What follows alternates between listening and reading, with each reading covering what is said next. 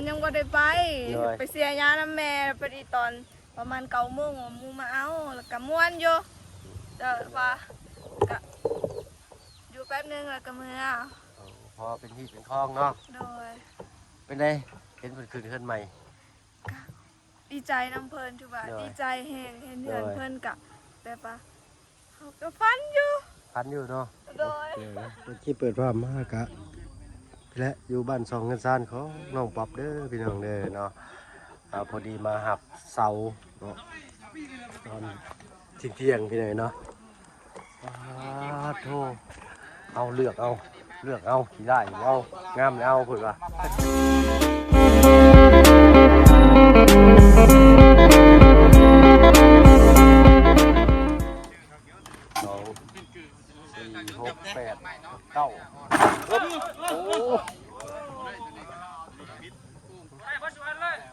สวัสดีทั้งน้องป๊อบสวัสดีเด้อ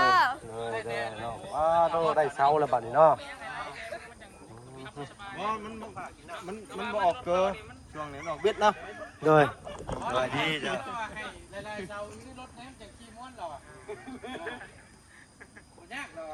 เราไม่ได้ขุดงอนะเนาะบัตรเรามาส่งรอบหน้าพอดีเอาไม้มาปล่อยตัวหนึ่งเนาะพอดีแต่เนาะแต่ว่าปล่อยว่าได้ชาวเอาแต่ตัวนี้ก็เอาบ่2เซนอยู่เอา2ตัววะบ้านน้องป้องนี่ก็บ้านนั้นเลยทีเดียวโมฆะเนาะ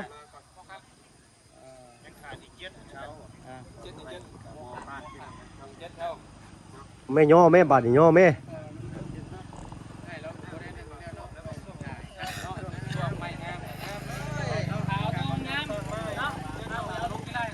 เอาว่าขี้ได้มันไม่เอาว่าเอาว่ะยังได้ขี้ได้แบบนี้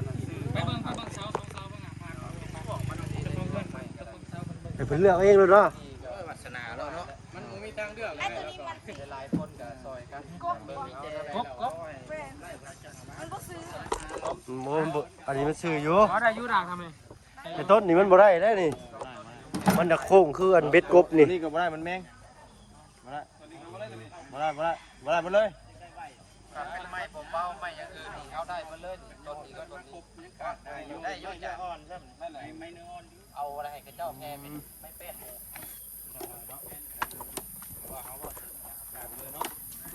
มันสีราคาเท่าไรบัดเดี๋ยวไปเพจเป็นเตือนปูนบัดสีราคาต่างกันที่เนาะเขาก็มาปาดเสาเงินขั้วเงินไทยนี่ได้อยู่เขาหมู่บ้านนึงรับก่อนเด้อทางนี้เด้อไอ้ระบบเปิดมือรับแล้วป่ะเดี๋ยวถ่ายก่อนก็ได้ได้ใช้รถจอดไว้ใช่ไหมเดี๋ยวถ่ายยืนก็ได้ดูมือดีไพ่สิไปแล้วบ่มือนี่สิเข่าหมู่บ้านรับแร่ได้ไหมได้เนาะเ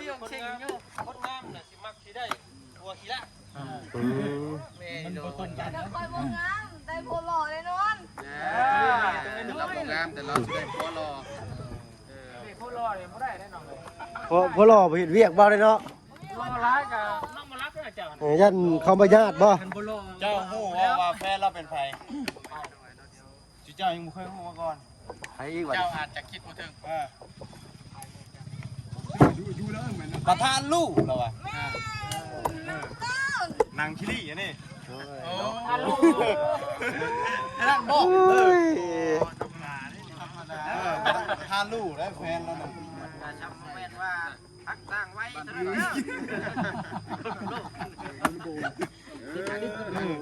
ฮาลูว่าเราบอกเคยแหละประธานลูกอ้าวน้องบ่ต้องเบิ่งนางลายด้วยบ่ซีรีส์บ่ต้องเบิ่งนะหอยเอาเล่าเงินนี่หน่อยนะนั่นก็มัดดีๆกับแก้เมื่อคืนฮัดไปเนาะถ้าเอาคุณละเดางามนี่แหละได้งามแล้วมาชมเข้าไปคนขายดีคนขายอีกรอบก็นอนมาต่างรถนะมันไม่อีกรอบแล้วมาชมรถเอางามรถเอามาจากมือให้แบบนี้ได้จังหวะเขาบ่ได้เลยตามคนยามคนในแห่งกระเตงใช่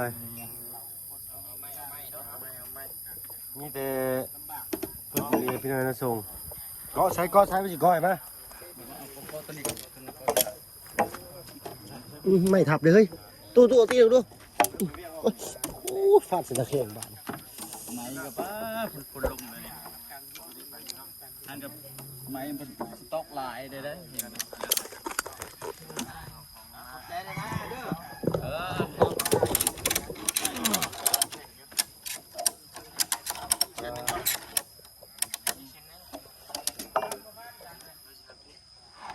มันตีมัน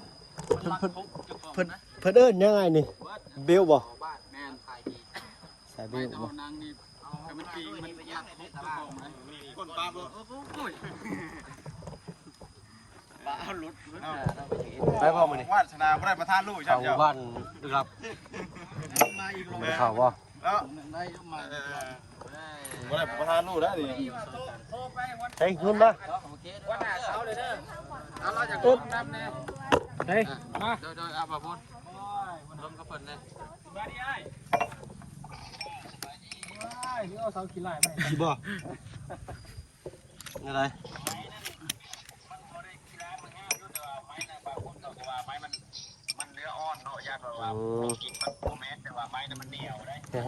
เห็นอะไรเนี่ย เอาโต๊ะนาที่บ้านนาเศร้าดิงามอยู่แต่ว่ามันอย่างมันว่ามันไม่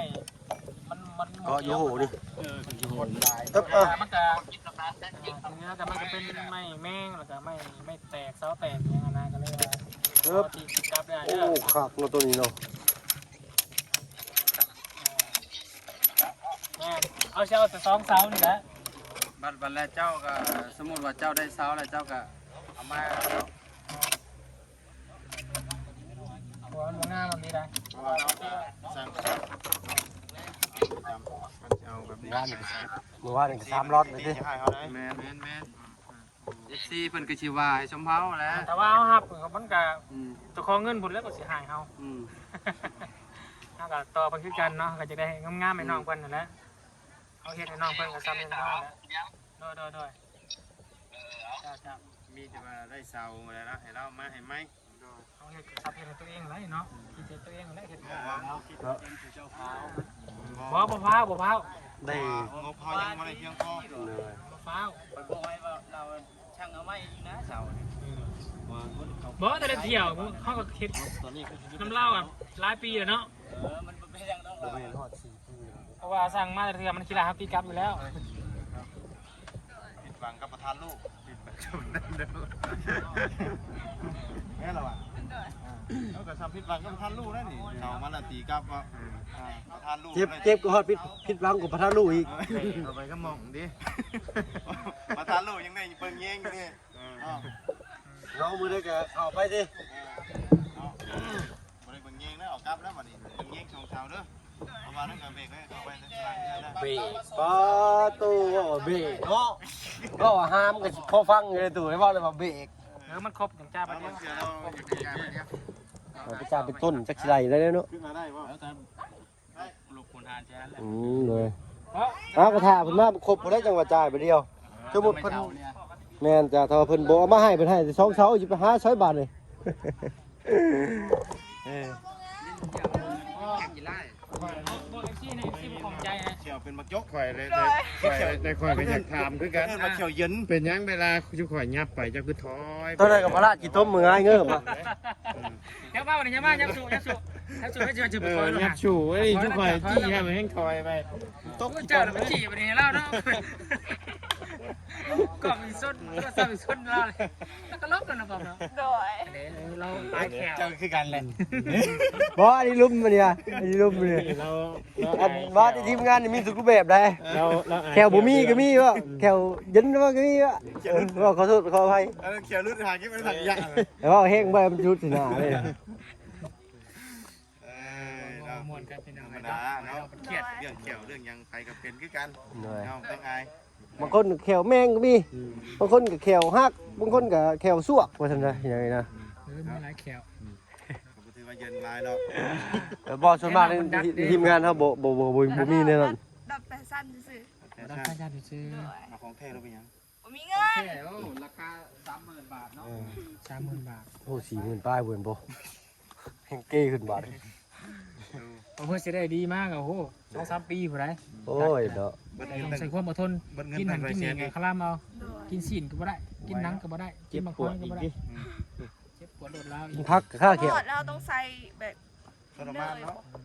ขนมบ่ใส่มันคือเก่า มันล่มเนาะ คือมันเศร้าหมดแล้ว ได้แค่ค่อยออกแต่แค่ค่อยออก2เล่มก็ใส่มันยังงัดไปเลยงัดไปเลยค่อยก็ได้ ป้าเพิ่นเอาเสากัดนะ เดี๋ยวน้องเด้อ ใจเด้อไว้สุดท้ายเดินทางปลอดภัย เก่าว่าหรอครับ ออกไปนั่งนี่เลยก็ได้ เอาถามเรื่องรถคนเนาะค่อย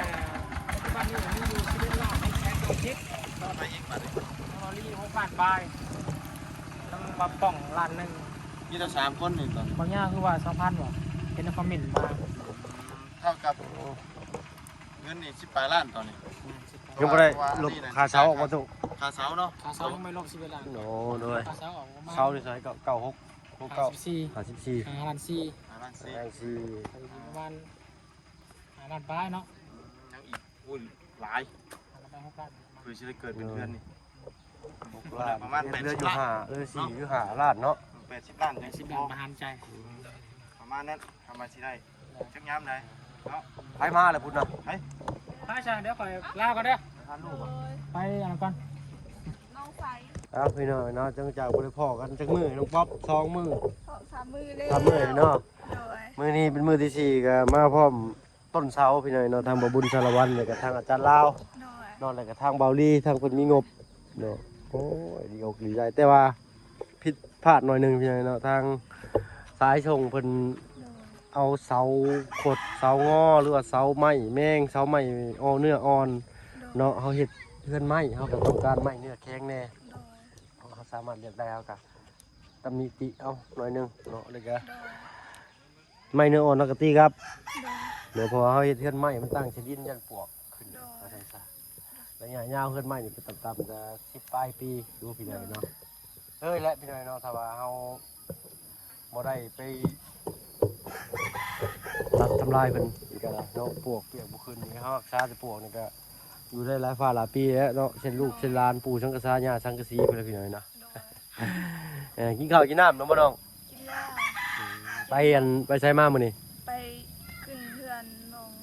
แตงจีนจะดี อ๋อขึ้นเฮือนน้องใจดีน้องเต็งจริงขอโทษขออภัยพี่น้องทางระบ่าวบ่ได้ไปครับเนาะติดธุระเนาะเอาเล่นขึ้นมาบ่ทันเนาะเอาไปเดี๋ยวจะมาส่ง โดย ทีมงานเข้ามาตู้ พาไปอยู่บ่อนนี้บ่อน ฮะไม่งั้นแหละย่อขึ้นอีกก็ได้ล่ะถ้าว่ามีคนย่อซอยเดี๋ยวไว้หันก่อนก็ได้เดี๋ยวให้คนมาย่อซอยเพิ่นไว้นี่บัดนี้ทางระบ่าวเจ้าก็ได้กับน้องเจ้าเด้อ ไว้ ไอ้บ่าวเจ้ากับน้องเจ้าใช่ระบ่าวกับน้องเจ้า โก้โก้อากาศเศร้ากับประสัง อาสังเอ้ยอาสังลุงชายเจ้าบ่ได้ไปเวียกบ่มื้อนี้ซะ บ่ได้ไปบ้านมันบอกว่าเจ็บหัวแล้วบางมื้อแล้วบ่มีรถก็เลยบ่แบบเวลาแบบหมู่แบบเมียเพิ่นไปนำก็น้องก็บ่ได้ไปเพราะว่าบ่มีรถไปบ่ได้เมียเพิ่นบ่ได้ไปก็ได้ไปนำอยู่ ได้เมียเพิ่นบ่ได้ไปก็เพิ่นมาหับเพิ่นก็ไปนำสบายดีเด้ออาสังบ่ได้ไปเวียกเนาะน้องมื้อนี้เนาะเรายิ้มหวานเลยเนาะไปได้บ่สองคนได้บ่อ๋อมีคนกึ่นๆเนาะน้อยพริกขี้หนูได้เนี่ยอึ๊บ อะไรเปีย อ๋อตัวพี่น้อยเนาะ เอา คือเบาแท้นี่เนาะบ่น้องสังเจ้าคือโยคือมันเบาแท้เดี๋ยวนี้เคยเฮ็ดแล้วเนาะอ๋อโตสัมพันธ์โยคอนไม่หิวไปเลยเนาะไปแหว่งเนาะอ๋อหน่วยก้านดีนี่ไปบ่ไปเป็นนักมวยไปบ่สักมวยอ๋อกึ่นเนาะสายานักมวยกับสังทองเลยนี่เนาะเฮ็ดไปอ๋อตัวนี้ที่ยังดีงอเลยเนาะครบได้อยู่ตัวนี้เนาะเอาขอบใจด้วยน้องทางเด้อทางบ้านจะสื่อยังไงล่ะ ถามเพิ่น อันจะสื่อยังไงต้องไอ้อ้ำอ้ำอ๋อไอ้อ้ำขอโทษขอไว้พี่หน่อยเนาะขอบใจหลายๆเลยเนาะเอาดินวางพื้นดินยกขึ้นเลยพี่หน่อยเนาะเพื่อที่ได้เห็ดนี่ก็ประมาณอีก2 ทิศตกจักเพื่อไม้เป็นสิมาส่งพี่หน่อยเนาะในการงบตัวเฮาก็ยังขาดอยู่เนาะ งบก็ยังบ่มี งบก็ตอนนี้มีอยู่ โดยอาซิมีแต่เสาก็ดีใจแล้ว ดีใจแล้วเนาะเลี้ยงเขาไปก่อน โดยเบิ่งเสาไปก่อน เบิ่งเสา บ่ ไป ได้ ก่อ มี น กำลังใจ เนาะพี่หน่อยเนาะ โดย เราถ่ายอีกจักอาทิตย์2 อาทิตย์เช้ามาเลยครับ โดย ทางงบนำทางบ่าวบุญสารวัตรกัน กัน11 ล้านบ่ โดย คือว่ารวมกัน11 ล้านนะทางวอลลี่กับทางวอลยาวนํพี่หน่อยเนาะ ต้องเบายาวก็มี จังว่าเพิ่นว่าเห็นในคอมเมนต์ 2,000 บ่เพิ่นว่าเนาะ โดย เอาไปรุ่นบ่นำกันเติมอีกเลยเนาะทางบ่เพิ่นบ่มีเนาะก็หวังว่าน้องเพิ่นสิมีข่าวดีมาไว้นี่เป็นไงเนาะ โดย หมดเอาบาดนี้ใจกะเบิ่งว่าคันว่าตั้งกันสิก่อนนั้นนี่เนาะ โดย มีบ่ นี่ก็ได้ ไว้หน้าบ้านน้อยเนาะ โดย ไว้หน้าบ้านไว้ให้น้องให้นุ่ง เป็ เนาะ น ลินมีเงินมีคำกับปู่ขึ้นสร้างขึ้น2 หลังก็ได้เด้อนี่ โดย หันหลังหนึงได้2อยู่ดอกเนาะถ้าว่าไว้เดินบ้านเล็กๆน้อย โดย บัดผู้ใดเนาะล่ะเอากลับเป็นคนขยันอยู่ลดทุนเดิมก็ได้ โดย เก็บน้าไปมื้อละนิดละหน่อยก็เก็บออมก่อนเนาะ โดย เพิ่นน้องสั่งเพิ่นได้ลูกได้เมียเพิ่นก็สิมาอยู่นี่เนาะ โดย กับแบ่งไว้ให้น้องชายจ้ะเนาะ โดย เนาะเจ้าได้ซะได้มีครอบมีครัวได้ซะเจ้าไปอำลำบ่จับ ประธานลูกยังบ่มา ประธานลูกยังบ่มาโอ้ยไปนํเขาอีกนี่ก็ได้ ไปนำประธานไปนำบ่าวบุญมันปลายอีกแล้วนี่ก็ได้นะเนาะเว้านัวฮู้ม่วนพี่น้อยเนาะ โดย กระสันทางอ้ายก็สิบ่เอาหลายอย่าห่างแล้วทางเราก็สิขอตัวไปทางอื่นยังก่อนเนาะมื้อเช้านี่เป็นไดไปม่วนบ่ยับมาพี่ท่านี่ฮะถอยไปอยู่เจ้าสิตกคนคลองว้ายเนาะอันว่าไปมื้อเช้านี่ม่วนบ่ ม้วน เป็นอะไรแต่เช้าวันยังบ่ได้ไป โดย ไปเสียยาน้ำแม่พอดีตอนประมาณ9 โมงหมูมาเอาแล้วก็ม้วนอยู่แต่ว่าก็อยู่แป๊บนึงแล้วก็เมื่อ พอเป็นที่เป็นคลองเนาะ โดย เป็นไดเห็นเพิ่นขึ้นใหม่ ดีใจน้ำเพลินถือว่า โดย ดีใจแห้งเห็นเพื่อน โดย เพื่อนกับแบบว่า